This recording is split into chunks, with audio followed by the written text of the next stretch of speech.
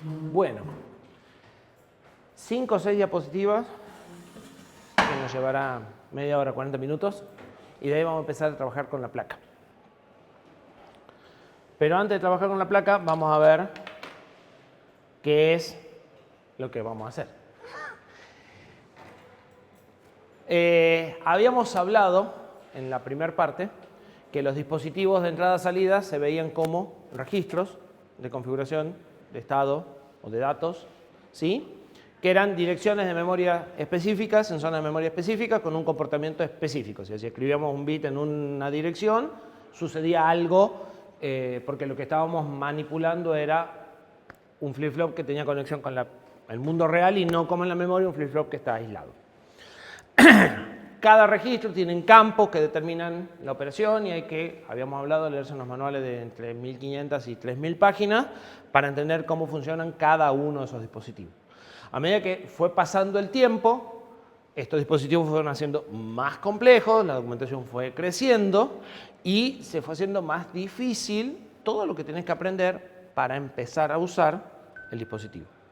Razón por la cual los fabricantes empezaron a darnos soporte en forma de código ya preconfigurado que adapta todos esos detalles de bajo nivel a algo un poquito más fácil de usar, ¿sí? Vamos a un ejemplo sencillo que es con el que vamos a arrancar. Puertos GPIO, entradas y salidas digitales, ¿sí? El dispositivo más básico que vamos a manipular y el que más abundantemente vamos a usar, ¿sí? Se usan muchos dispositivos, pero este es cualquier cosa que quieras prender, apagar o sensar on-off, pasa por acá, ¿sí? Los puertos GPIO, normalmente las entradas y salidas digitales están agrupadas en puertos, ya lo habíamos dicho, ¿sí? Como cada salida es un flip-flop, manipulamos conjuntos, registros, y a eso se llaman puertos. Y normalmente pueden ser entradas o salidas según lo que queramos configurar. Habíamos visto hasta cómo está construido uno internamente. En general, en todos los puertos GPIO nos vamos a encontrar un registro de datos que nos dice si es una entrada, el estado actual de la entrada, y si es una salida, yo escribo el estado actual de la salida. Y por lo menos un registro de configuración que me dice si a ese bit lo quiero usar como entrada o salida. ¿Sí? Y después suelen aparecer varios registros de configuración más, por ejemplo, si quiero conectar un pull-up interno o no, o si quiero conectar un pull-down interno o no, o si le quiero limitar la capacidad, el slew rate, a ustedes no necesito explicarle qué es el slew rate, si le quiero limitar el slew rate por razones de contenido armónico y ruido, si quiero poner filtros, o sea, un montón de cosas que suelen tener las entradas de los microcontroladores, como ya circuitos prearmados que puedo yo usar o no, ¿sí?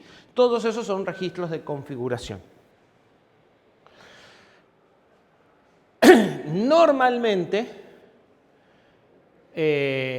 bueno, las direcciones y registros, o sea, las direcciones, los nombres de los registros, normalmente los registros a esa dirección se le pone un nombre, ¿sí? El significado de cada uno de los bits cambia de fabricante en fabricante, es más, cambia hasta en distintas familias de un mismo fabricante, porque por ahí te ofrecen un GPIO que tiene funciones más avanzadas, porque el micro es más grande, y en un micro más chico, más económico, las funciones de GPIO son más limitadas, ¿sí? Nosotros en el micro que vamos a usar tenemos no un registro de datos, tenemos 6 registros de datos, porque podemos escribir el valor que queremos en el puerto, podemos escribir en una dirección donde lo que escribimos en 1 se pone en 1, pero lo que escribimos en 0 no cambia. Entonces, en lugar de leer, enmascarar y escribir, simplemente le digo qué quiero setear. Tenemos otra para donde escribimos un 1, se pone en 0 y lo que dejamos en 0 no cambia. Entonces, escribo directamente las máscaras en 3 direcciones y seteo, hago un toggle o borro ciertos bits sin alterar el resto, pero todo por hardware, ¿sí? Entonces, bueno, eso cuesta más plata. Entonces, un micro más grande lo tiene, un micro más chico no lo tiene. Como les decía, como todo esto tiene mucho detalle, en general el fabricante les va a dar una biblioteca de drivers donde ustedes ya van a tener funciones escritas en C que hacen este tipo de cosas. Entonces van a tener una bitset. Entonces pasan el valor y él se encarga de ver en qué registro hay que escribir o cómo se hace. ¿Sí? Entonces tenemos o sea, vamos a tener una función para decirle que queremos al bit con pull-up habilitado, con slew rate máximo y con corriente máxima. En lugar de tener que leernos todas las tablas de bit y decir para el slew rate máximo acá tengo que poner un 00, acá un 11, ¿sí? Es bastante más fácil leer los argumentos de una función que leer las tablas de los manuales. Las funciones provistas por el fabricante tienen, o sea, el fabricante hace esto para que nosotros le compremos el procesador y nos sea más fácil arrancar. En ningún momento su objetivo es que vos te puedas cambiar de procesador. Y mucho menos que te puedas cambiar de procesador a un procesador de otra marca. ¿Sí? Entonces, los nombres de las funciones, los argumentos que reciben y las cosas que devuelven son distintas de fabricante en fabricante. Porque a él no le interesa que, como la función se llama siempre igual y recibe siempre el mismo argumento, vos puedas usar la del fabricante A o la del fabricante B. No, mejor si no sucede eso. ¿Sí? Incluso en algunos fabricantes, como Friske, él es especialista en eso, la familia A, las funciones se llaman de una forma y la familia B se llaman distintas. Y reciben cosas distintas. Entonces, ni siquiera me puedo cambiar de la familia A a la familia B sin reescribir el código. Si yo llamo a esas funciones del fabricante desde todos los lugares del código, cada vez que necesito preguntarle, llamo a la función del fabricante, el día que quiero cambiar de micro, tengo que cambiar en todo el código. ¿Sí? Entonces, cambiar a otro procesador sigue siendo un lío. La solución a eso es construir lo que se llama una HAL, Hardware Abstraction Layer, capa de abstracción de hardware. ¿Qué es una capa de abstracción de hardware? Un conjunto de funciones que se va a llamar siempre igual, que van a tener siempre el mismo argumentos, que va a ser conceptualmente siempre lo mismo, que estará en un conjunto de archivos C, y que todas las funciones de mi proyecto no usan las funciones del fabricante o interactúan directamente con el hardware, sino que interactúan con esas funciones. Entonces, centralizo en un conjunto de funciones todo lo que depende del hardware. Y tengo claramente identificado qué es lo que tengo que cambiar si cambio de hardware. ¿Sí? Ahora, a esto lo podemos encarar de dos formas. Podemos hacer que nuestra función interactúe directamente con los registros de entrada-salida y sacar a lo del fabricante del medio, lo cual implica que yo tengo que asumir toda la información del manual, o puedo hacer una capa adaptadora delgada que haga que las funciones que el fabricante le cambia de nombre y le cambia de argumento siempre se manejen con el mismo nombre, el mismo argumento y la misma lógica. ¿Se entiende? O sea, yo pongo una función que es, se llama en este tipo un decorador. ¿Para qué? Para que siempre llame igual y siempre trabaje de la misma forma. Y en esa función llama lo del fabricante haciendo las adaptaciones que me hagan falta. Requiere mucho menos esfuerzo. ¿Sí? ¿Esa adaptación puede incluir hacer cambio de tipo de datos? Sí, eventualmente. Porque, a ver, a la larga los dispositivos hacen todos lo mismo. O sea, los pines GPIO son entradas, son salidas. Si son salidas, le puedo configurar, lo quiero en alto, lo quiero en bajo, y si son entradas, quiero saber si está en alto o en bajo. Conceptualmente no le puedo pedir más. Y con los puertos de comunicaciones pasa lo mismo. Un puerto de comunicaciones I2C funciona de cierta forma. Bueno, listo. Quiero transmitir tal ráfaga de tal forma. Todos los puertos I2C funcionan de la misma forma. Entonces, yo podría hacer que las funciones de transmisión sean siempre de la misma manera, porque contra lo que están trabajando funciona siempre de la misma manera. Detalle más, detalle menos, lo que hacen es lo mismo. ¿Se entiende? Bien. Entonces, cuando hacemos esa capa de abstracción, la podemos pensar también de dos formas. Podemos hacer una capa de abstracción muy genérica que sirva para cualquier tipo de proyecto, o lo podemos hacer en medida de nuestro proyecto. O sea, podemos plantear que nuestro proyecto se mueva de placa sin problemas, o podemos plantear que cualquier proyecto se mueva a cualquier placa sin problema. Obviamente, cualquier proyecto es más complejo que solo mi proyecto. ¿Sí? Cualquier proyecto es más genérico. En mi proyecto por ahí yo no uso puertos seriales. Listo, ni me preocupo los puertos seriales. A los puertos analógicos los uso por una función muy definida y de una forma muy definida. Entonces, me construyo la capa de abstracción nada más que para esa forma de manejo. No hago todas las posibilidades, uso solo las que uso. ¿Sí? Normalmente, cuando lo hacemos para nuestro proyecto, se suele llamar, o una forma de encontrarlo es como BSP, Board Support Package. O sea, es el conjunto de funciones que le dan soporte a la placa en mi proyecto. Y tengo un BSP para cada placa y ese BSP me da funciones para hacer lo que yo necesito con mis placas. Todas mis placas también hacen más o menos lo mismo. Me cambié de micro, pero sigue siendo una balanza. No me pasé de una balanza a un anemómetro. Entonces, las funciones que me provee están muy orientadas a mi proyecto y a lo que yo quiero hacer. Y a poder cambiarme de una placa a otra, o a un micro a otro, o un acelerómetro a otro, sin que toda la parte de arriba se entienda. Pero si necesito medir aceleraciones, tendré funciones para medir aceleraciones. Si no, no tengo nada de eso. ¿Sí? Y por ahí no tengo funciones de comunicación. Directamente tengo una función que maneja la comunicación con el acelerómetro. ¿Sí? Es como que esto es de un nivel de abstracción más alto, porque ya está particularizado para mi proyecto, para lo que mi proyecto tenga que hacer con el hardware, que esto que es mucho más genérico porque es para cualquier proyecto. ¿Sí? Bien. Nosotros vamos a hacer algo como esto. O sea, nosotros vamos a empezar ahora un proyecto, que yo les voy a dar las especificaciones para que sepamos de entrada qué queremos hacer, que es un reloj despertador con alarma. ¿Vieron los relojes esos que se ponían en las mesas de luz antes de que todos usáramos el celular? Literalmente eso. Funcionando al 100%, porque uno va a decir, bueno, pues es una pavada. Hasta que lo haga mandar. ¿Sí? O sea, lo tiene que poner en hora, tiene que tener alarma, tiene que saber que se cortó la luz. Todas las cosas que tiene un reloj. Ahora les voy a dar las especificaciones. Todo lo que tiene que hacer un reloj. Ese es el trabajo integrador que vamos a hacer.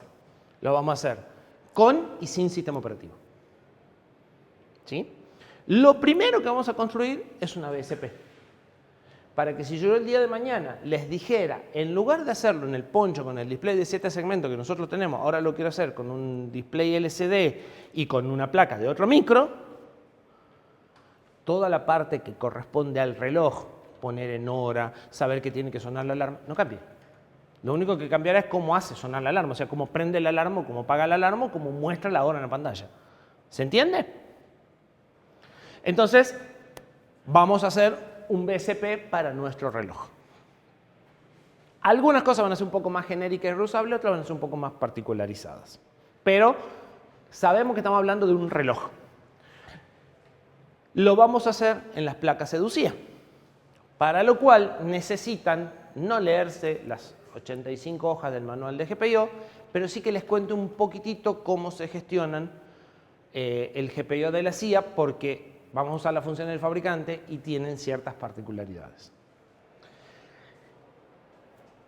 El microcontrolador que nosotros vamos a usar se llama NXP4337. Está la hoja de datos disponible si necesitan ojear algún detalle. Creo que no les va a hacer falta. Tiene, como la mayoría de los microcontroladores actuales, más de una función por cada terminal físico. O sea, el terminal físico puede ser una entrada-salida digital, o una entrada analógica, o una salida de temporizador, o un puerto de comunicación. ¿Sí? En el caso de este NXP, cada terminal tiene 8 funciones distintas. A veces algunas de esas funciones no se usan, o sea, a veces la función 5 no existe. Pero tiene capacidad para 8. O sea, voy a elegir un número de 3 bits para decir cuál es la función que quiero usar.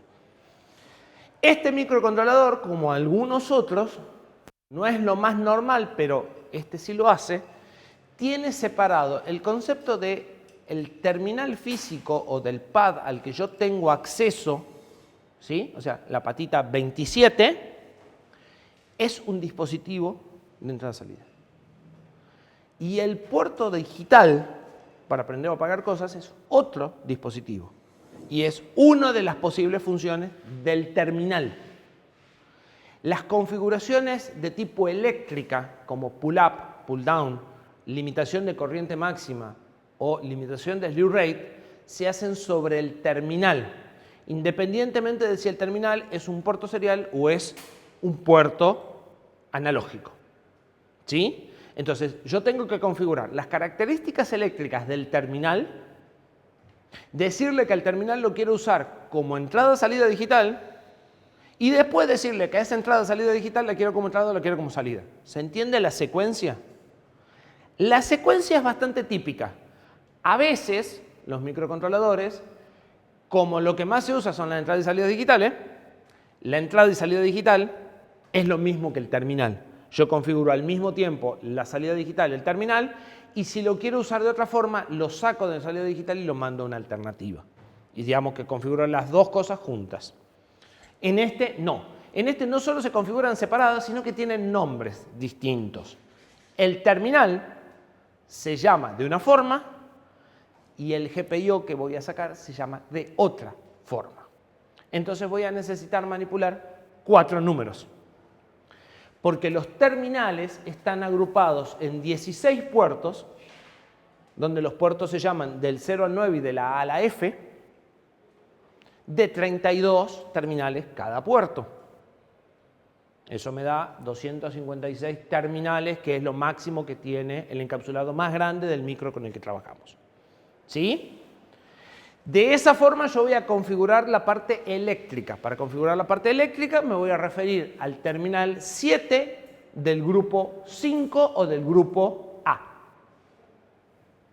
O sea, la parte eléctrica se configura sin importar qué tipo de dispositivo conecta ahí. Correcto.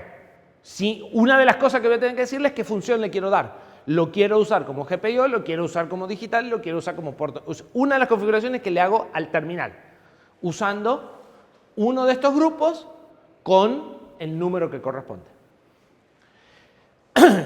¿Qué configuro? La función, las resistencias de pull-up, slew rate y corrientes de salida. Todas características eléctricas. ¿Sí? Cuando al terminal le digo que es un GPIO, hay 8 puertos GPIO. Entonces, tengo menos puertos GPIO que terminales. Había 16 puertos de terminales. ¿Sí? Y además de eso, no existe exactamente correspondencia 1 a 1. Entonces vamos a hablar del terminal 5 del puerto 4, que es el bit 7 del GPIO 3. Porque no se podían esmerar en que coincidan los números. ¿Sí? ¿Se entiende? La configuración del terminal se hace una sola vez cuando arranca. Lo quiero eléctrico, La configuración del puerto es entrada o salida, o sea, del bit GPIO es entrada o salida, se hace una sola vez cuando arranca en general. Después voy a estar leyendo y escribiendo el bit de GPIO. A los números de bit y puerto GPIO los voy a usar a lo largo de todo el programa. A los números de puerto y terminal los voy a usar solamente una vez cuando hago la configuración inicial. ¿Sí? Les voy a dar una tabla, obviamente. Este pin, o sea, es más, les voy a dar una tabla que dice, esta tecla está conectada en el pad 5 del grupo 7 y es el bit 4 del GPIO 8. ¿Sí? Pero necesito que más o menos entiendan qué son los números para que cuando aparezcan las funciones de configuración sepan qué números son, porque, insisto, en general el bit de GPIO y el número terminal sí coinciden. O sea, si es el terminal 7, es el bit 7, pero no siempre. ¿Sí? El fabricante me da funciones para configurar todo esto, pero tengo que pasar los números adecuados. ¿Sí? Por eso que necesito explicarles mínimamente cómo funcionan los puertos GPIO del NXP. A nivel gráfico, nosotros habíamos dicho que podíamos hacer. Este es el gráfico que resume lo que veníamos hablando. Podemos hacer que la aplicación use a la HAL del fabricante o a esas funciones que me da el fabricante, que le suelen llamar HAL, y eso usa el hardware. podemos hacer que la aplicación use nuestra HAL propia y eso interactúe con el hardware, pero entonces toda la parte de los registros de configuración me la tengo que aprender yo. O puedo superponer esto encima de esto, ¿sí? En forma de soporte de board y de HAL. La diferencia entre esto y esto es que esto está más ajustado a la aplicación, esto es más genérico. La aplicación acá podría ir cambiando y esta parte no cambia. En este caso es como que estos están hermanados, o sea, todo esto es mi aplicación. En este caso, esto es solamente mi aplicación y por ahí hasta esto me lo digo a alguien más. Hay ya algunas iniciativas de hacer HAL multifabricante que vos la bajás y la usás. ¿Sí?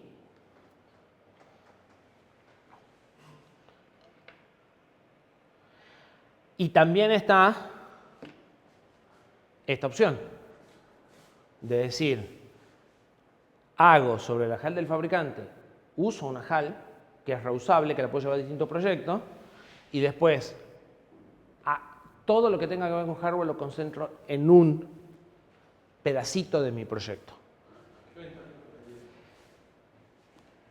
A la aplicación, si es grande, la tenés que dividir en partes. Es una primera forma de dividir. Todo lo que tenga que ver con el hardware y la lógica real. O sea, nosotros, por ejemplo, si yo te digo, ¿qué cosas tiene que hacer nuestro reloj? Bueno, tengo que poder ponerlo en hora, tengo que llevar la hora y tengo que mostrar por pantalla. ¿Qué cosas de esas tienen interacción con el hardware? Mostrar por pantalla y hacer sonar la alarma. Bueno, a esas funciones mandarle a este módulo. ¿Sí? Entonces, partiza la aplicación en una primera parte. Todo lo que tenga que ver con el hardware está en una parte y todo lo que tenga que ver, no tiene ninguna relación con el hardware, como sumar 1 a los segundos y si los segundos cambiaron para sumar 1 a los minutos y si los segundos... Todo eso que no tiene nada que ver con el hardware está en un módulo separado. ¿Sí? Cuanto más dividas y más chicas sean las divisiones, más fácil va a ser que lo entiendas y lo agarres. Entonces, si yo ya de entrada te digo, mira, todo lo que es lógica pura está acá. Y todo lo que tiene vinculación con el hardware, pues está trabajando, o sea, cómo se refresca la pantalla, cómo se sabe si la tecla la apretaste y lleva más de 3 segundos apretada, está acá. ¿Sí? Ahora, ¿cómo se sabe si un bit de GPIO está en 0 o en 1? Está acá. Entonces, acá vas a tener bit de entrada-salida. Acá vas a tener botones ya. Y botones apretados durante 3 segundos, que es lo que yo necesito para la aplicación. Porque yo te voy a decir, tengan el botón apretado por más de 3 segundos para entrar en configuración. ¿Sí? Y de acá vas a decir, che, tengo que configurar la hora. ¿Sí? Depende del tamaño del proyecto. Este proyecto es medio chico para tanta cosa, pero es un poco una forma de mostrarles.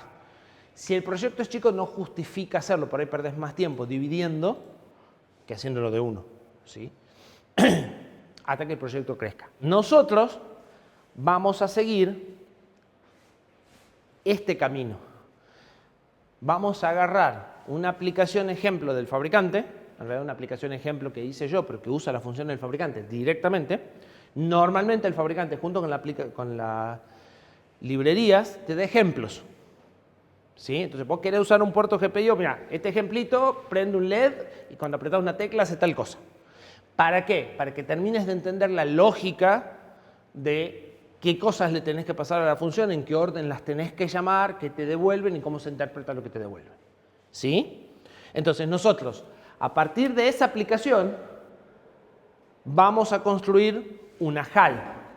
O sea, vamos a ir modificando la aplicación y haciendo nuestras funciones, que llaman las funciones del fabricante, y viendo que todo sigue andando. Porque si no, cuando termine de hacer todo y lo quiera probar, me van a pasar horas para probarlo. Entonces yo voy a partir de una aplicación que está andando, voy a ir insertando funciones mías que llaman a las funciones del fabricante, viendo que todo sigue andando, y voy a obtener una HAL que anda con una aplicación extremadamente estúpida. Ahora puedo sacar esto y usar la parte de abajo. Pues ya sé que los GPIO funcionan porque los tenían dando igual. ¿Se entiende? Y sobre eso voy a agregar funciones para hacerme más fácil la vida del reloj y el reloj. Porque incluso a esta parte la voy a programar sin nada de esto. A esa parte la vamos a programar con pruebas automatizadas. Entonces vamos a programar la parte naranja por un lado, todo el resto por el otro, lo vamos a juntar y va a salir andando. ¿Sí? O casi. Entonces, ese es el camino que vamos a hacer del laboratorio 3 al laboratorio no me acuerdo cuánto. Con un par de pausas, porque para hacer alguna de las cosas de acá, todavía vamos a tener que estudiar algunos detalles de C. Entonces yo, cuando termine la primera parte de esto, que son las entradas y las salidas digitales, que son las fáciles, y quiero agarrar la pantalla y quiero hacer algo reusable para la pantalla, nos vamos a dar cuenta que es un poco más complicado. Y entonces les voy a mostrar una característica de C que no conocen. Vamos a estudiar un poquito eso y recién vamos a volver a aplicarlo en este ejemplo de vuelta. ¿Sí? El sistema operativo No existe, no está. no está simulado. Acá no hay sistema operativo. Y el sistema operativo juega otro rol de todas formas. El sistema operativo juega el rol de que a la aplicación, en lugar de tener un único lazo que se está ejecutando permanentemente, lo podés dividir en múltiples lazos que se ejecutan concurrentemente. ¿Se entiende? Entonces, vos vas a ver que esperar que la tecla esté apretada durante 3 segundos y al mismo tiempo refrescar la pantalla cada décima segundo y al mismo tiempo fijarte que la alarma suene, es complicado. Y como son 3 cosas, lo vamos a resolver bastante fácil, pero si fueran más, se empieza a enredar. El sistema operativo lo que va a permitir es que vos puedas tener varios lazos que están analizando algo sin tener en cuenta, casi sin tener en cuenta los otros. Entonces, es más fácil dividir el problema en partes y que esas partes no tengan que coordinarse en tiempo con las otras partes. Porque si vos tenés que esperar sucesos, pero tenés que hacer 2 esperas concurrentes, o sea, pues estás esperando 2 cosas, o estás atendiendo 2 cosas, estás atendiendo 2 puertas de comunicaciones, vos no te podés quedar esperando el acknowledge de uno porque te perdés el acknowledge del otro. Ese tipo de problema es lo que te va a resolver el sistema operativo, porque te va a dejar que los 2 se ejecuten al mismo tiempo. ¿Sí? Pero te va a resolver acá. Los sistemas operativos de escritorio, por razones de seguridad, suelen cubrir toda esta parte también. Y te dan todo esto. Los de escritorio. Los de embebido, casi ninguno. Hay algunos que sí lo hacen. Pero en los sistemas operativos de escritorio es una razón de seguridad. Cuando veamos sistema operativo más o menos les voy a contar por qué. En los de embebidos hay muchas razones para que eso no suceda. ¿Sí? Porque si el sistema operativo te tiene que dar esto, hace que el sistema operativo sea más grande, más pesado y aparecen retardos porque estás pasando por código sobre el que no tenés control. Y eso te puede afectar la gestión de tiempos. Entonces, en general los sistemas operativos embebidos no se van a meter con esta parte de los dispositivos, solo te van a dar la capacidad de que acá vos tengas como varias aplicaciones juntas, nada más que eso. ¿Sí? Bien, lo que dijimos, vamos a tomar una aplicación sencilla que utiliza las funciones del fabricante. ¿Sí? Para eso yo les voy a dar un repositorio que tiene todas las bibliotecas del fabricante y un montón de detalles como cómo se le dice al micro por dónde arrancar, que no vamos a ver. ¿Sí? En donde ya va a venir un main que ponemos make download, lo grabamos en la placa y anda. ¿Sí? Y sobre eso nosotros vamos a modificar. Y vamos a construir usando ese repositorio como base, como estructura para compilar nuestro proyecto, para que nos dé las librerías, para que resuelva la dependencia. O sea, todo lo que vimos en el make, bueno, hay un make grandote que ya resuelve todo. ¿Sí? Y el repositorio de ustedes se va a apoyar en ese repositorio. Normalmente ese es el patrón típico, nada más que en general se apoyan en el repositorio del fabricante, no de ustedes. ¿Sí? Acá replicamos lo que daría un fabricante, pero es multiplataforma. Eso que yo les doy les permitiría compilar el mismo proyecto en una Blue Pill, que tiene otro micro. ¿Sí? Y vamos a partir de la HAL, crear una BSP que tenga todas las configuraciones de hardware separadas de mi aplicación. Antes de arrancar, bueno, en realidad vamos a arrancar por acá. ¿Qué es esto? Esto es un diagrama UML. Yo ya les hablé de UML. No les hablé de este tipo de diagramas. Estos son diagramas de clase. O sea, esta es la forma que se usa en UML para representar una clase. O sea, un conjunto de objetos. Nuestra HAL va a estar orientada a objetos. Cosa que ninguna HAL de fabricante suele estar. Entonces vamos a crear dos clases para arrancar. Una para una salida digital y otra para una entrada digital. Estos son los atributos. Y están en rojo porque son privados. Y estos son los métodos y están en verde porque son públicos. Los atributos van en el primer conjunto de rectángulos y los métodos en el segundo. La señalización, los cuadrados son atributos, podría ser cuadrados verde, no se debe, pero podría. Y hay 4 colores para privado, protegido, package y público. Y estas son funciones porque tienen paréntesis. ¿Sí? Entonces esto es mi plano de las clases. Me faltan cosas porque el create no sé qué recibe, el activate no sé qué recibe, podría tenerlo, lo que pasa es que hacen los diagramas largos, pero una vez que yo te dije que esta función recibe tal cosa y devuelve tal cosa, en realidad esta devuelve esto porque es un constructor. ¿Sí? Y activate en realidad no recibe nada porque a la salida la quiero activar, o la quiero desactivar o la quiero cambiar. ¿Sí? Entonces, esas son las dos clases que vamos a construir para manejar nuestras entradas y salidas. Y adentro de estas funciones vamos a llamar a las funciones del fabricante para realmente activar la entrada o activar la salida. ¿Sí? ¿Se entiende? O sea, ese es nuestro mapa. Es equivalente a un diagrama de bloque. Esos son los bloques. Acá podría haber relaciones. Todavía no, pero después cuando yo ponga el reloj va a tener entradas y salidas, van a empezar a aparecer flechas que me dicen cómo se vinculan los bloques. O sea, es literalmente un diagrama de bloque.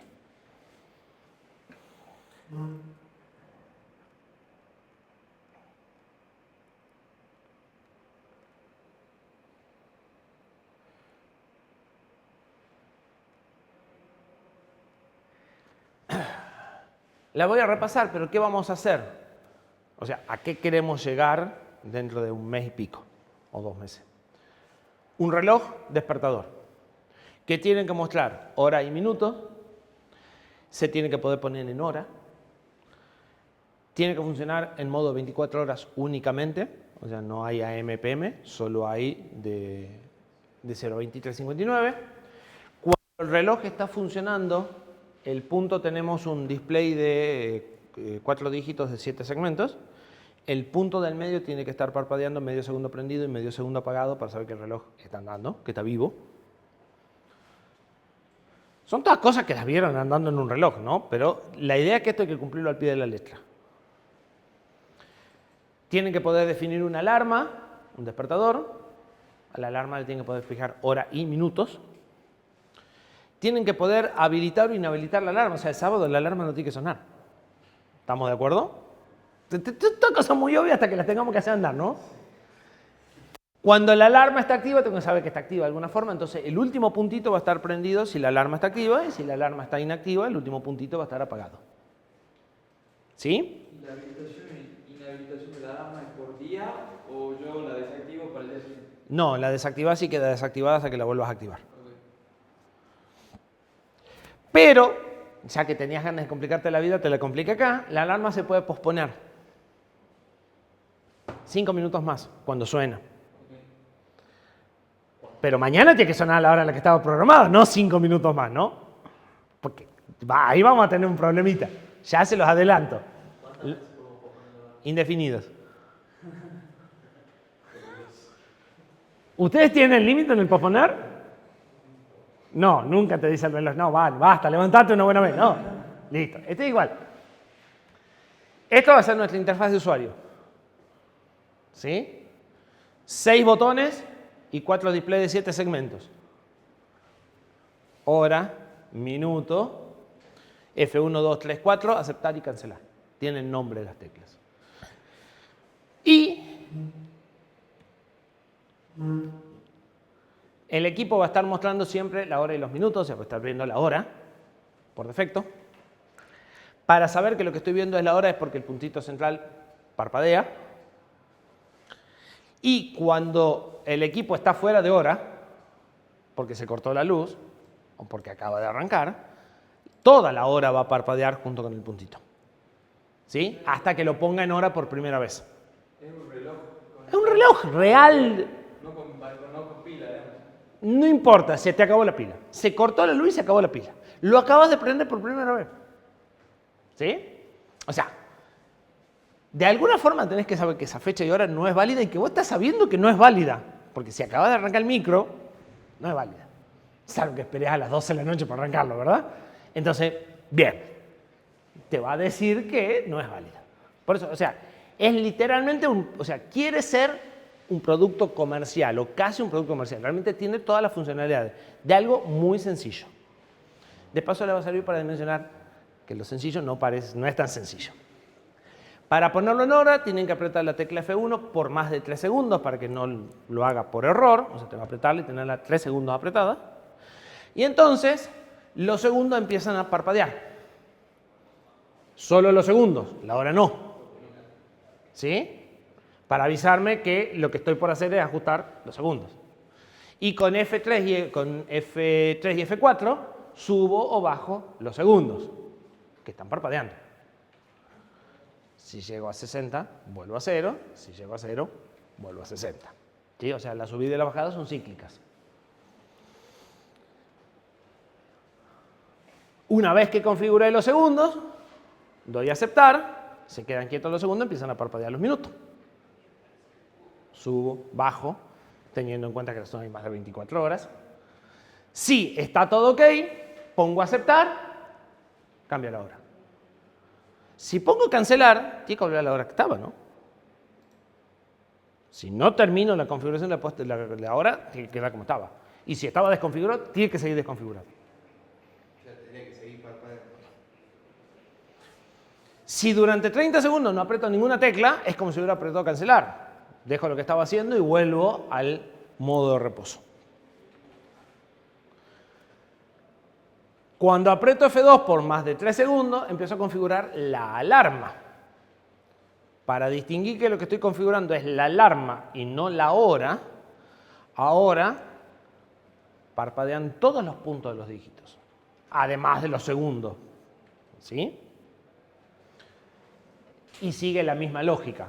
Subo, bajo, aceptar o cancelar. Si cancelo, la alarma queda como estaba. Si completo, la alarma queda fijada. Si fijo la alarma, automáticamente se habilita. Si no fijo la alarma, queda como estaba. Con todo lo que eso implique. ¿Sí? Cuando estoy viendo la hora, si aprieto aceptar, habilito la alarma y se prende el puntito. Si aprieto cancelar, inhabilito la alarma y se apaga el puntito. Si está sonando,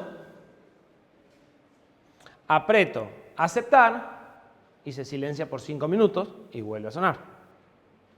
Y si aprieto cancelar, deja de sonar, pero sigue habilitada para sonar mañana a la misma hora a la que estaba programada.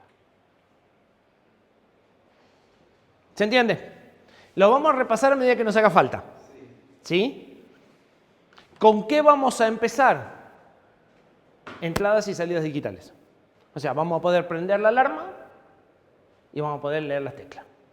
Eso es lo que vamos a atacar en esta primera instancia. Y después vamos a atacar la pantalla de 7 segmentos multiplexada, que va a necesitar salidas, pero va a necesitar algo más, porque sería muy práctico que yo le diga a la pantalla, pintame un 1, 2, 3, 5. O sea, no tener que ponerme a pintar qué bit para cada número, ¿sí? Entonces ahí es donde aparece la BSP. La BSP es, mirá, yo necesito una pantalla de 7 segmentos que muestre 4 números. Pasame los 4 números y yo me encargo. ¿Sí? Y si la pantalla es de otra tecnología y hay que mostrarla de otra forma, no te hagas problema porque yo algo que pueda mostrar números voy a poner. ¿Sí? No importa de qué forma se pintan los números. Como un reloj, voy a tener algo para pintar números. Y si una pantalla gráfica y hay que pintar rectángulos, bueno, no importa, pero yo sabré cómo pintar los rectángulos. Entonces, esa es la función de la BSP. La BSP va a tener una función que dice, pintame los 4 números que tengo para pintar. ¿Cómo? Depende del hardware. ¿sí? Pero fíjate que yo voy a tener que pintar en determinado momento la alarma, en determinado momento la hora actual, en determinado momento lo que estoy configurando. Si me tengo que hacer cargo de cómo se pinta en cada uno de esos pedazos, el día que lo quiera cambiar es un despelote. Eso es lo que quiero evitar diciendo, bueno, todo lo que tenga vinculación con el hardware por acá, todo lo que tenga lógica de apreté, no apreté, pasó, no pasó, en otro lado. Esa es la separación BSP-aplicación. ¿Se entiende? Bien. 5 minutos de aire y empezamos. Mientras, Luis va a buscar las placas.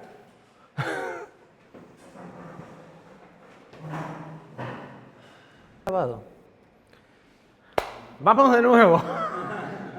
Para los que no están y lo miran por YouTube. Para arrancar el proyecto necesitamos crear un repositorio para nuestro proyecto.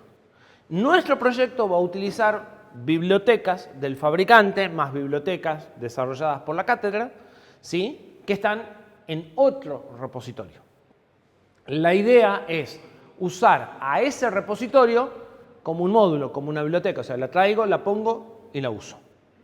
Git admite algo que se llama submódulos, que permite encastrar un repositorio adentro de otro repositorio, manteniendo cada una sus historias separadas y guardando una referencia sabiendo que esta versión del repositorio principal, que es el proyecto, necesita específicamente a una versión en particular del repositorio módulo, porque si el módulo cambia cosas, si yo traigo la versión más nueva, el mío deja de andar.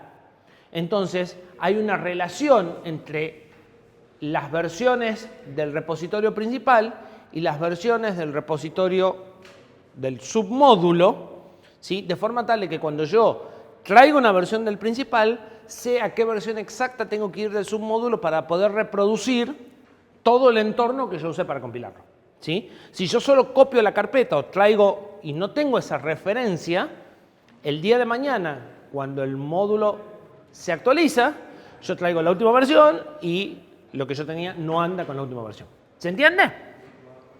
Entonces, vamos a usar esa función. Para lo cual, lo primero que tenemos que hacer es crear un repositorio como de costumbre. Entonces, vamos a empezar a crear el repositorio. Ya están ultra preparados en repositorios, ¿verdad? Y le vamos a llamar reloj como les proponía, ya que todo el reloj lo vamos a desarrollar ahí.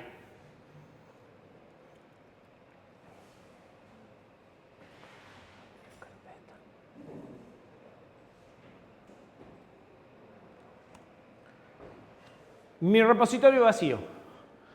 ¿Con qué voy a arrancar? Git init, readme, license, todo lo que teníamos hasta ahora. Yo lo voy a copiar del de recién, o del ejemplo que veníamos haciendo, del laboratorio 2. Proyectos.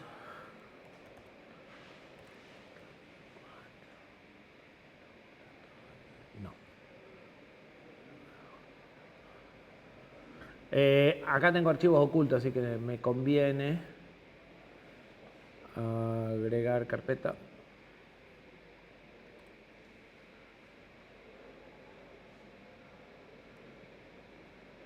El makefile no lo vamos a copiar porque vamos a usar un makefile distinto, porque la parte seria del makefile viene con el módulo. Entonces lo único que vamos a tener que hacer es un archivito muy sencillo que ya lo vamos a ver, ¿sí? Yo tengo abiertas dos carpetas. Esta de arriba es mi carpeta de trabajo. La otra la abrí solamente para copiar los archivos. Bien. Quitar. ¿Cómo sigo? Tengo que traer el submódulo, ¿sí? O sea, tengo que agregar en mi estructura de trabajo, en una carpeta, o sea, yo lo voy a ver como si fuera una carpeta, a otro repositorio Git. Lo primero que tienen que saber es qué repositorio Git es el que voy a traer. Bueno, el repositorio Git que voy a traer es GitHub Lab Micro Mujo.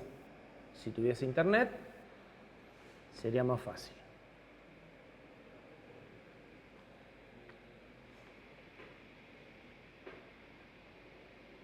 Porque acá ya sí o sí tienen que estar trabajando con Linux o No, depende. Si instalaron todo lo que les dijo Fer en el video, deberían de poder trabajar con MSIS también si quieren. Lo único que nos puede dar un dolor de cabeza es el OpenOCD, pero... Creo que funciona. Sí, el OpenOCD se puede instalar para Windows.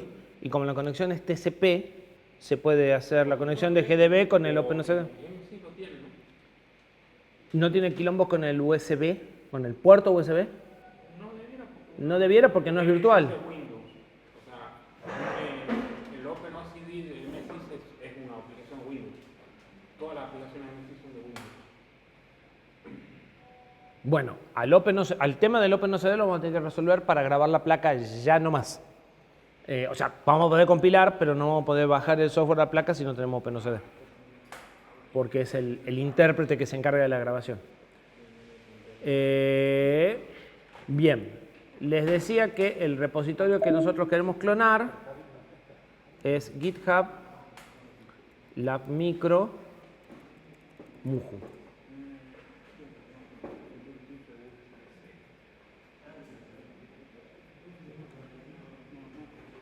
No es nuestro mejor día con internet, por lo visto.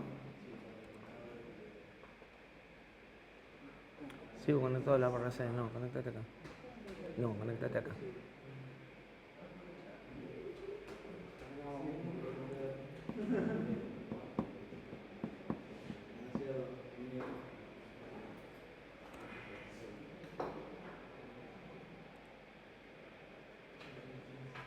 Bueno, no tenemos internet. ¿O sí tenemos internet? Sí tenemos internet. Ese es el repositorio que tenemos que agregar. Como el repositorio se llama Mujo, lo vamos a agregar a una carpeta que se llama Mujo. Mujo quiere decir semilla en quechua. No vamos a crear una carpeta, vamos a usar un comando de git. ¿Sí?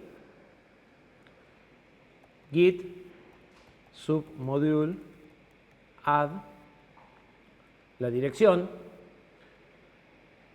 Pueden usar HTTP o pueden usar SSH. No, ustedes van a tener que usar HTTP porque el repositorio es público, todos lo van a poder copiar, no les va a pedir clave para copiarlo, pero ustedes no tienen permisos en este repositorio. Si quieren usarlo con SSH los va a sacar carpiento. ¿Sí? Entonces, y si quieren la carpeta de destino, o sea, es git submodule, es el comando para manejar módulos. Quiero agregar un módulo. Esta es la URL del módulo. Es equivalente a clonarlo. De hecho, lo va a clonar también. Y la carpeta en donde quiero, si la quiero fijar. Si no, va a ser el nombre del repositorio, igual que cuando hago el clon. ¿Sí?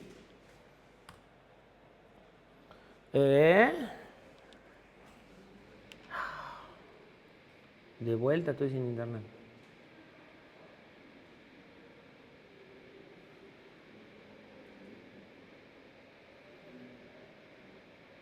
Profe, si usamos el HTTP, ya habíamos usado el... No importa, eso es para cada repositorio. Cada repositorio puedes elegir cómo lo querés manejar. O sea, no es necesario que cree la doble contraseña esa. Para este no te hace falta. Porque vos no vas a escribir en este. Solo vas a leerlo y es público. Entonces no pasa nada. ¿Sí? Fíjate que lo clona. O sea, ya tengo ahora una carpeta con... O sea, lo veo como si fuese una carpeta, pero en realidad fíjate que te dice que es un submódulo. Y mientras no cambie nada ahí no va a pasar nada. En realidad ese es otro repositorio, es el repositorio de sus propios commits y su propia historia. ¿Sí?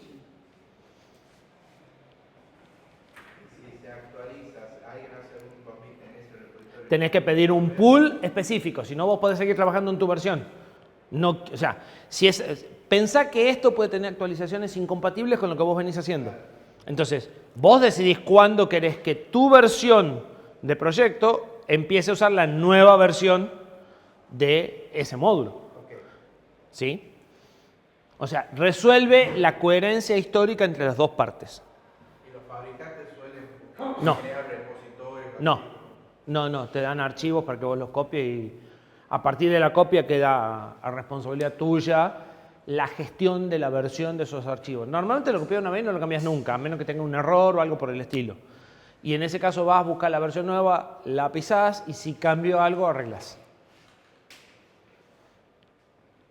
Pero normalmente, a ver, los submódulos son importantes cuando vos usás el mismo código en N proyectos y querés que los errores que encontrás en un proyecto se arreglen en otro proyecto. Si vos vas a usar las librerías del fabricante en 10 proyectos, puede que te convenga tenerlas en un submódulo. Pero normalmente vos no te pones a arreglar las librerías del fabricante. ¿Sí? Entonces, no va a haber muchos cambios de versiones. Traes la versión nueva del fabricante y listo. En cambio, esto es algo que vos desarrollás activamente, pero compartido entre varios proyectos. Y no querés andar copiando y pegando entre proyectos. ¿Se entiende? O sea, yo me dedico a fabricar un montón de productos y todos mis productos usan esto como entorno de desarrollo. ¿Sí? No escribo un make para cada uno de los productos, todo está acá. Entonces es un componente que es realmente compartido entre varios proyectos, pero que es mío. Entonces lo tengo en un repositorio separado para poder avanzar versiones y para poder que este producto tenga una versión, este producto tenga otra versión, el día que necesito a este lo actualizo, a este no, ¿me entendés? Ese es el objetivo de los submódulos, es realmente un componente que está compartido. Vamos de nuevo, este componente compartido, no tengo que andar editándole nada para cuando cambio de proyecto en proyecto, si no ya rompí todo. Y el submódulo se agrega para cada repositorio cuando yo... Que lo use, claro. Si vos quisieras hacer además de un reloj una balanza, lo volvés a agregar. Este particularmente está pensado para que lo puedas usar así como submódulo o lo puedas tener como repositorio en otra carpeta y le digas, mira, no estás adentro de mi estructura, sino que estás en tal lugar. Entonces lo tenés una sola vez compartido entre los dos, pero ahí tenés problema de versiones. No podés tener las dos versiones al mismo tiempo, pero ocupás la mitad del disco. ¿Sí?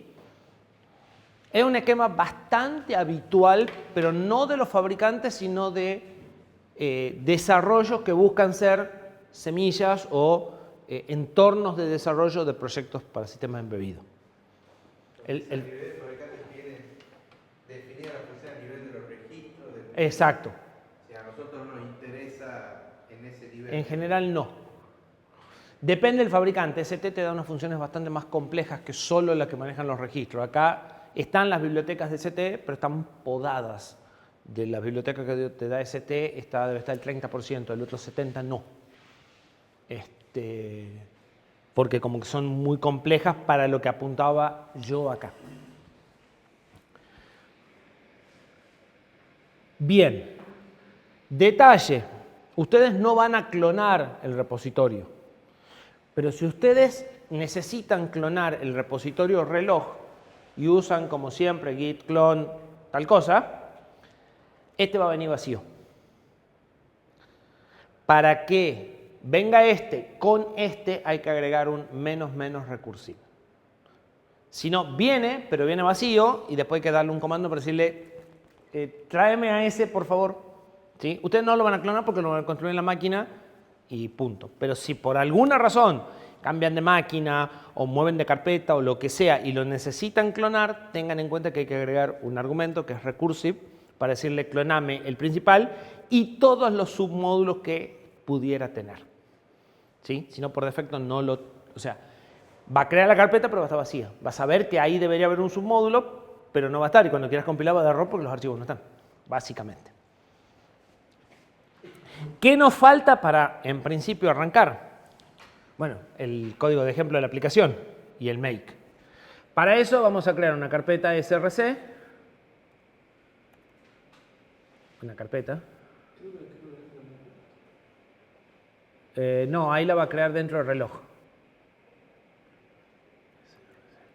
¿sí? Y dentro de la carpeta reloj vamos a crear un main, que yo lo voy a copiar directamente, que ya se los voy a pasar, ya se lo voy a pasar a Fernando para que lo suba a la plataforma y lo bajen de ahí directamente el archivo main. ¿Cómo? La idea ahora es solo probarlo. No, una vez que lo tengan andando lo vamos a empezar a modificar.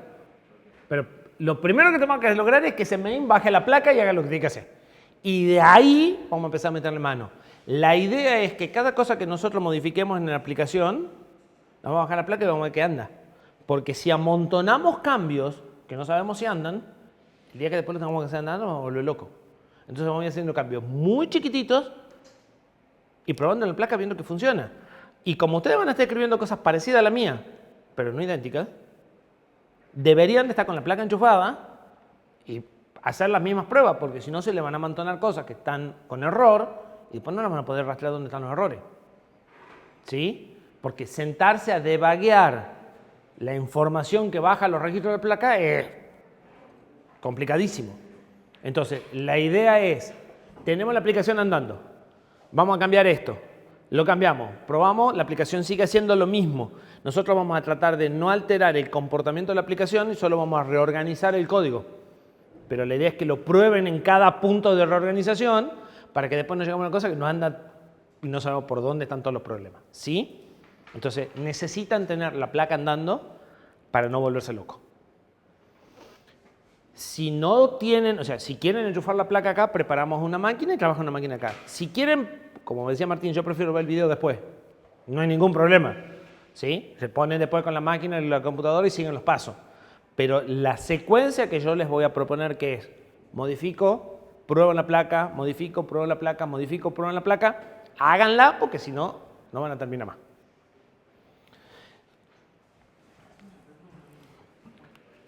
Y para eso vamos a meter mano en este main. Entonces yo les copio este archivo y sobre este archivo vamos a empezar a construir, a recortar y construir todo.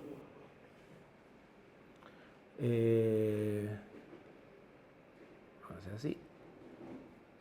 Entonces necesitamos este archivo en la carpeta src y necesitamos un makefile. Muy complicado.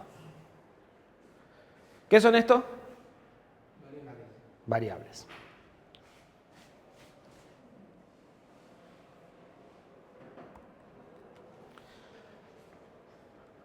No necesitamos módulos. Este Muhu tiene módulos de capas de abstracción, de sistema operativo de tiempo real.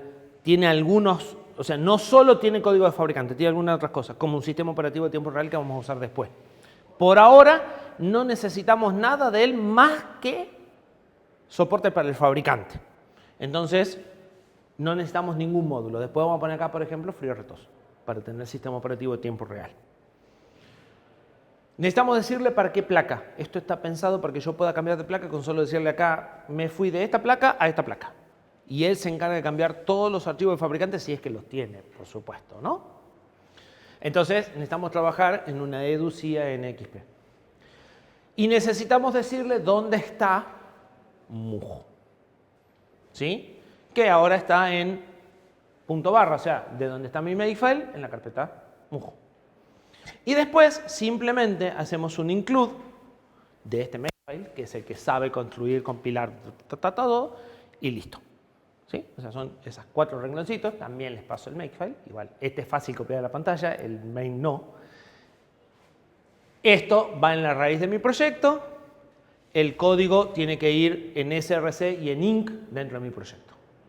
¿Sí? Ahí los va a buscar este makefile.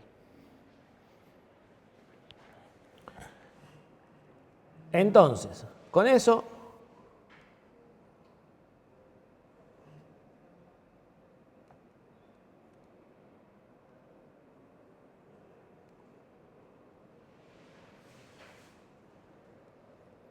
nuestra carpeta debería quedar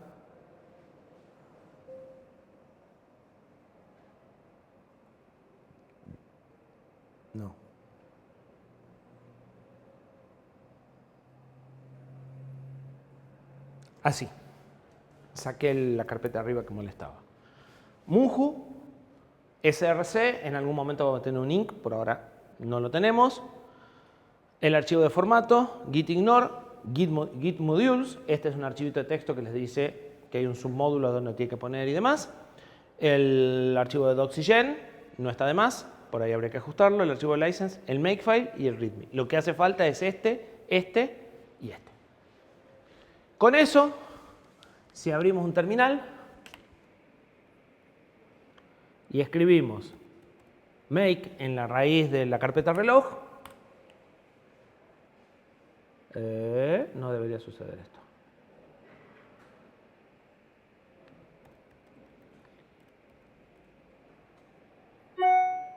Hace un ratito andaba.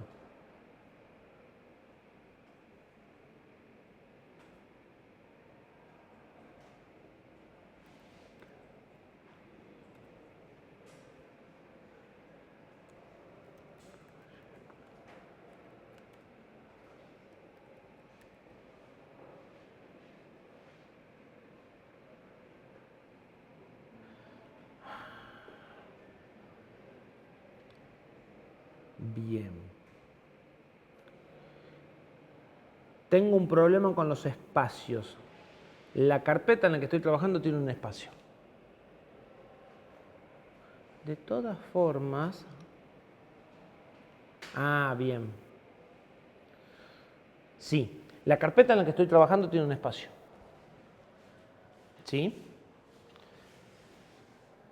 Porque es electrónica espacio 4 y por eso está fallando. Vamos a mover esto y tengan cuidado de elegir una carpeta que no tenga espacios en el nombre. Vamos a mover la carpeta a un lugar más fácil. ¿Ven? Ahí está el problema. Vamos a hacer esto. Vamos a llevar acá.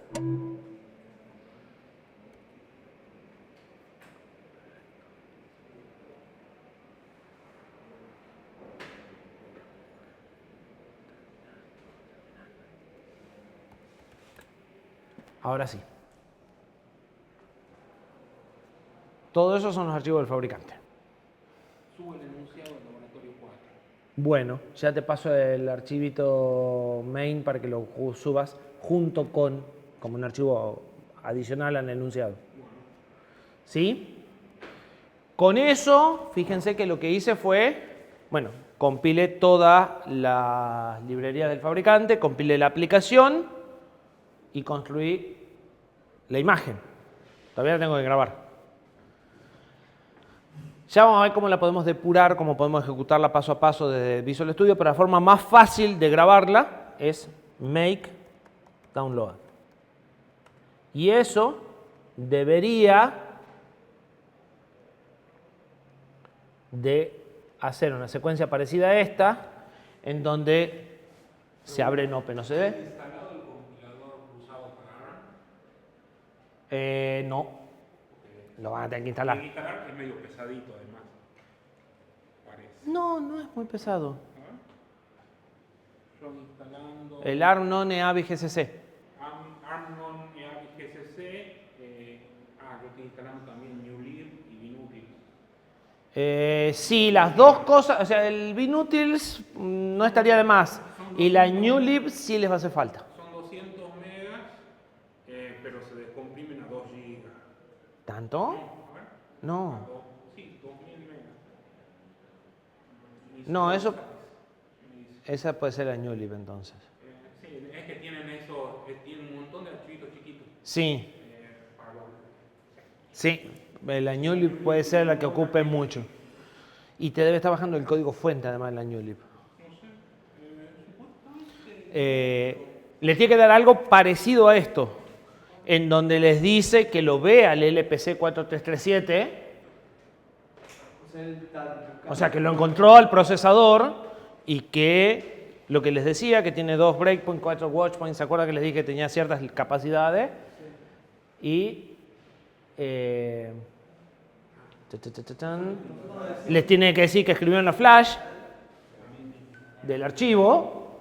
Y lo más importante de todo, tiene que empezar a andar. O sea, la placa tiene que quedar funcionando. ¿Qué hace la aplicación? ¿Con cámara o sin cámara? No, sin cámara porque igual no hay forma que llegue ahí. Parpadea un LED cada medio segundo. Ya de ahí vamos a tener cómo sacar tiempos. Cuando aprieto este se prende y cuando suelto se apaga un LED. Cuando aprieto este se prende, cuando vuelvo a apretar se apaga. O sea, tenemos detección de flanco, que es otra cosa que nos hace falta. Y este prende y este apaga. Una tontera la aplicación. La idea es, si nos fijamos el código de la aplicación utiliza, o sea, leamos el código de main. Para verlo completo tenemos que haber instalado todo ese película. Sí. O sea, así como lo único que hiciste fue poner make, no tuviste que escribir un make. Bueno, todo eso está dentro del otro. ¿Sí? Entonces, les cuento un poquito de la aplicación, pero no vamos a empezar a hacer nada porque la idea es que sacar andando esto les puede llevar cierto tiempo. ¿Sí? Y, como les dije, tienen que tener andando esto para que sigamos. ¿Qué hace? Bueno,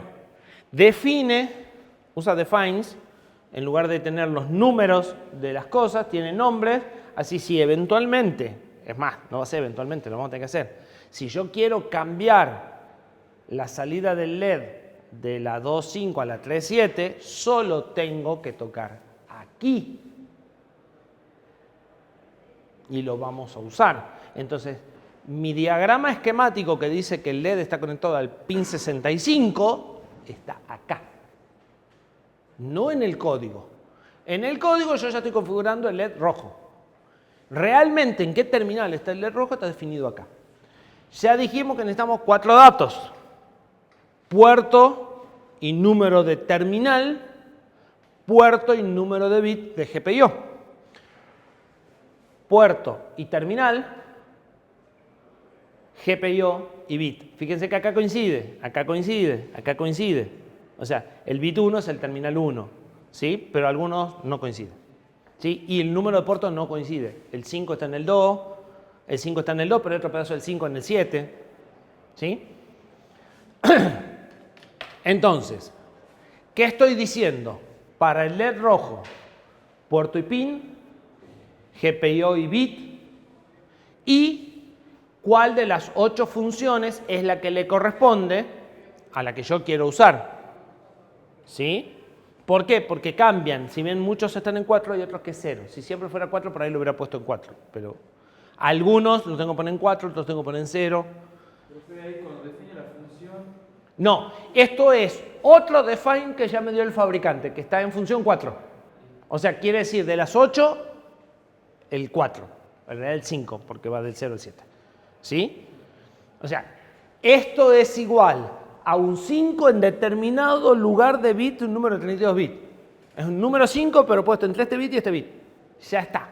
Yo uso el que me dio el fabricante. O sea, lo primero es el nombre y lo segundo es lo que el fabricante le ha asignado a ese... Este es mi nombre. Sí. Y esto es el valor. En el caso de función, en lugar de 0, 1, 2, 3, 4, 7, el fabricante me da nombres. ¿Sí? ¿Por qué? Porque esto no es un 4. Es un 4, pero puesto en el bit 3 y 4 y 5. Entonces, además de ser un 4, está corrido. Entonces, me dicen, hacerla fácil. Vos lo querés en función 4, usa este símbolo. Yo me encargo después de entender qué quiere decir eso. Entonces, bueno, le hago caso, uso el símbolo. Perfectamente mañana podrá venir, volar acá y poner 7. No importa. ¿Sí? ¿Por qué? Porque en lugar de usar el nombre de él, uso mi nombre para definirlo. Si me voy a un procesador que no hay que configurarle las funciones, bueno, esto me va a sobrar, obviamente. ¿Sí? Si me cambio, o sea, si yo mando a construir una placa nueva y me doy cuenta que me conviene remapear pines, o sea, me conviene que no voy a conectar al 5.7, lo mande al 9.8, bueno, vengo y cambio acá los números nada más. Si me cambio de micro, ya probablemente necesito hacer unos cambios un poquito más severos. ¿Sí? Pero de esta forma puedo cambiar pines del micro del fabricante, y tengo en cada, o sea, cada cambio afecta a un segmento. Si cambio de micro, me tengo que cambiar el archivo de configuración porque se va a configurar distinto. Pero si cambio de remapeo de pines, solo tengo que cambiar acá. ¿Sí? Para el LED rojo, para el LED verde, para el LED azul, para el LED 1, para el LED 2, para el LED 3, el primer LED es RGB y los otros 3 son de un solo color. Para todo lo mismo y para las 4 teclas, la misma samba. O sea, tecla 1, tecla 2, tecla 3, tecla 4. Le puse nombres que sean significativos para mí. Coinciden con la serigrafía de la placa en este caso. ¿Sí? Entonces, si yo quiero prender el LED 3 o quiero configurar el LED 3 y hablo del LED 3, no del pin 5, del pin 7 o del GPIO 14. Además, me es más fácil después leerlo. ¿Sí? Bien. Eso es solamente poner el nombre de las constantes. O sea, en lugar de poner el do, le pongo un nombre y lo uso con nombre. Funciones. Esta función configura el terminal. Es la única vez que voy a usar 3 de esos datos, 5 datos que configuré. El puerto que corresponde, el pin que corresponde y la función que corresponde. Además de la función, lo quiero con pull-up inactivo y lo quiero con el buffer de entrada habilitado. Entonces, estos son también símbolos que me da el fabricante para decir, ¿qué querés? Pull-up, pone, está por acá abajo, vamos a tener una entrada con pull-up. Si lo querés con pull-up, pone SSU mode pull-up. Si lo querés sin pull-up, pone SSU mode inactivo. ¿Sí? Como mi objetivo no es que aprendan cómo son las funciones del fabricante, no nos va a poner a leer. Con que entendamos que hace esto, me alcanza. Porque yo a esta lo voy a meter dentro de una función mía así como está y me voy a preocupar por las mías, no por estas. Si el día de mañana ustedes tienen que hacer este mismo reloj en una ST, les va a tocar agarrar un ejemplo de ST y entender cómo se hace esta secuencia en ST a partir del ejemplo y hacer el match de decir, bueno, esta función con estos argumentos sería el equivalente a esta función con estos argumentos, porque las funciones hacen lo mismo. ¿Se entiende? Y a partir del ejemplo, hacer la versión de HAL para el otro fabricante. Por eso lo estoy haciendo a partir de un ejemplo, pues siempre arrancamos a partir de un ejemplo. ¿Sí? Esta función setea la configuración del pin, o sea, le dice si quiero pull up o no, qué función, o sea, que lo quiero como GPIO, y de qué puerto. Es una para cada pin. Esta función solo configura un pin por vez. Las funciones de configuración pertenecen al módulo SCU, System Control Unit. Por eso acá dice SCU, por eso acá dice SCU. ¿Sí? Toda la gestión de los terminales en XP decidió que es un dispositivo que se llama SCU.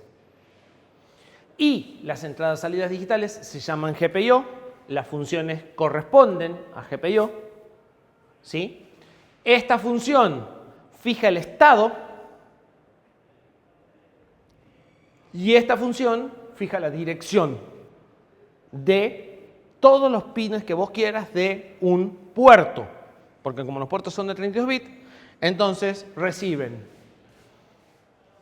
un puntero al puerto, que lo usan ellos, reciben el número de puerto, el 2, el 3 o el 5, y qué bits quiero poner en qué valor. Los bits que están en 1 cambian este valor, los bits que están en 0 no cambian, porque esta es una función que hace un... los bits que están acá toman este valor y los bits que no están no cambian. Puedo setear un bit o puedo setear los 32 bits de una sola vez, ¿sí? De acuerdo a qué bits puse acá. Y esta hace lo mismo pero con la dirección. ¿Sí? Y lo único que nos quedaría es, ya sabemos, poner una salida en 0 o en 1. De hecho, lo que estoy haciendo es poner la salida en 0 y después decirle que sea salida, así no tengo un glitch, no tengo un valor ahí medio indefinido. Y me quedaría saber cómo funcionan las entradas. Bueno, para las entradas tengo read por bit. Y esta sí lee un solo bit. Le digo el mismo puntero que usaba antes, el puerto y el bit, y me dice si está en 0 o distinto a 0. ¿Sí? Fíjense que esas funciones están desparramadas por todos lados. Mezclada en las funciones está si apretaste la tecla, prende el LED, si no, apagala. Si apretaste la tecla por primera vez, prende el LED y hasta que no la suelte y vuelvas a apretar, apagala. Entonces, la lógica de detectar si es la primera vez, si está prendido, si está apagado, está entremezclada con todas las funciones del fabricante. Si yo tengo que cambiar de funciones, es muy probable que acá empiecen los problemas. Ni que hablar si por alguna razón pasé de lógica positiva a lógica negativa y esto en lugar de igual a 0 tiene que pasar a ser distinto a 0. ¿Sí? Todo eso es lo que quiero amontonar en la HAL. Decirle, yo quiero saber si el botón está apretado. No me importa si está en 0, en 1, si cambio. Quiero saber si el botón está apretado. Quiero olvidarme de los detalles técnicos de cosas. ¿Sí? Bueno, eso es lo que vamos a hacer. Vamos a ir sacando estas funciones a algo que sea más inteligente. O sea, si yo cambio de placa, sí voy a tener que ir de nuevo a ver todo. Pero solo vas a tener que preocuparte como se pone una salida, o sea, cuando vos dividas esto, vas a tener, por un lado, la salida está en 0 o en 1. Por otro lado, esto es un botón, entonces el botón está con lógica directa o lógica inversa. Entonces, como lo dividiste en pedazos, cuando tengas que arreglar, te vas a preocupar de tu pedazo. Si cambiaste de micro, solo vas a necesitar saber cómo se le dice que es una entrada, con pull-up o sin pull-up, o cómo es una salida. ¿Cómo la pones en 0? ¿Cómo la pones en 1? Y se acabó tu problema. Y todo lo de arriba que está apoyado en eso, iba a seguir andando. Porque si vos seguís haciendo lo mismo, o sea, si la función que nosotros hicimos, que se llama activate, sigue poniendo la salida, prendiendo la salida, entendiendo lo que sea por prender, bueno, listo, ya está. ¿Se entiende? Entonces, al dividirlo al problema, después lo puedo atacar por un pedazo, sí tengo que preocuparme de todo. De esta forma, tengo que tocar todo al mismo tiempo. O sea, está todo vinculado. Lo que vamos a hacer es, de vuelta, partirlo del problema de una forma más inteligente. Empiezan. Cuando tengan la placa andando, me avisan. Pero no vamos, o sea, no los voy a esperar a que tengan la placa andando más allá de la primera hora del viernes. O sea, prueben ahora, prueben hasta el viernes. Si el viernes tienen problemas, lo primero que hacemos es ver los problemas que tengan y avanzamos durante el viernes.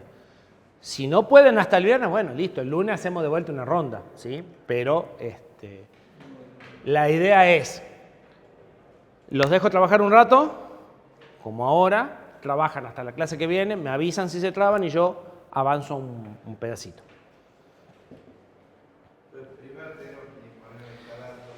Primero deberían de instalar todas las herramientas.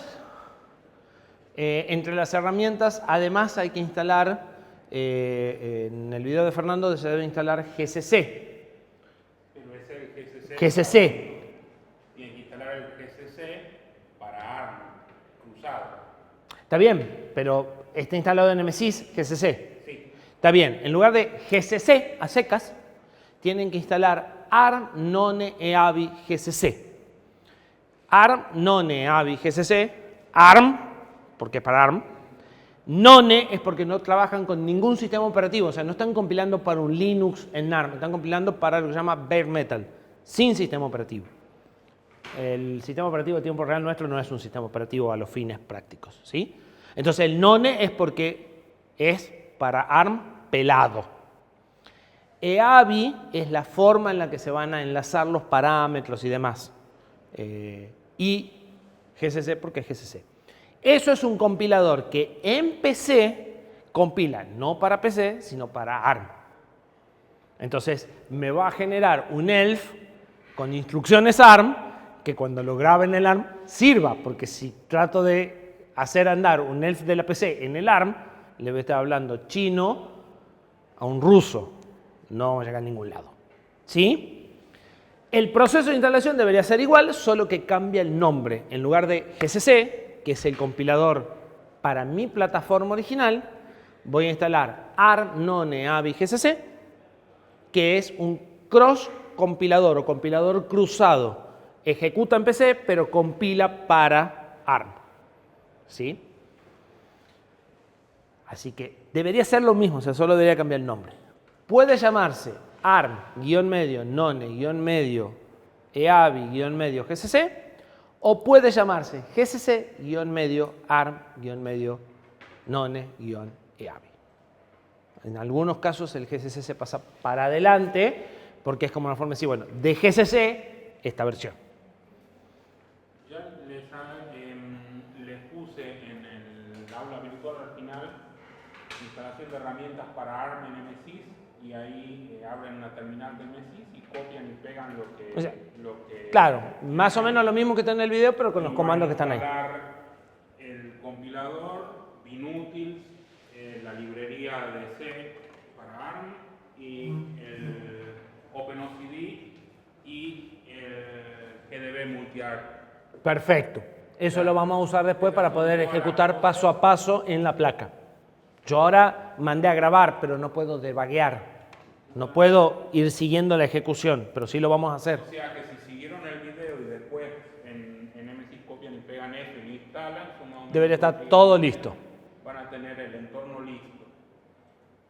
El nombre del compilador es GCC con toda esa cadena. GCC no... Ya está en el makefile bien, porque el makefile ya funciona. Claro, el nombre del compilador es una cosa y el nombre del paquete es otra. Sí. El paquete, El paquete... como función para instalar, tiene un nombre y el compilador tiene un nombre al revés. Claro, acá tienen un paquete...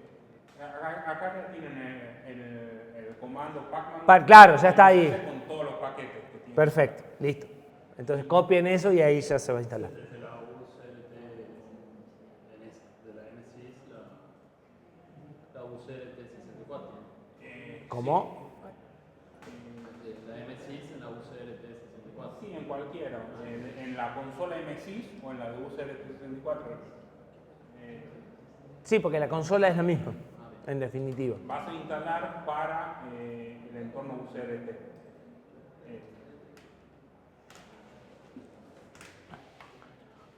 Bien. Bueno, lo que tengo en la máquina está en la avanzada. Tengan en cuenta que si van a trabajar acá, tienen que tener un cable micro USB para enchufar la placa. Y si tienen problemas para debuguear la placa, si el OpenOCD no la ve la placa, es muy probable que sea el cable. Tienen dos conectores, no va en cualquiera, va en el que dice debug, el que está más cerca de la bornera.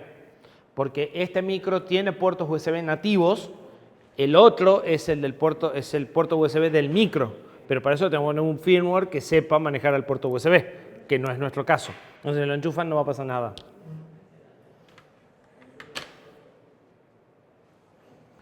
Y te paso, Fer, el...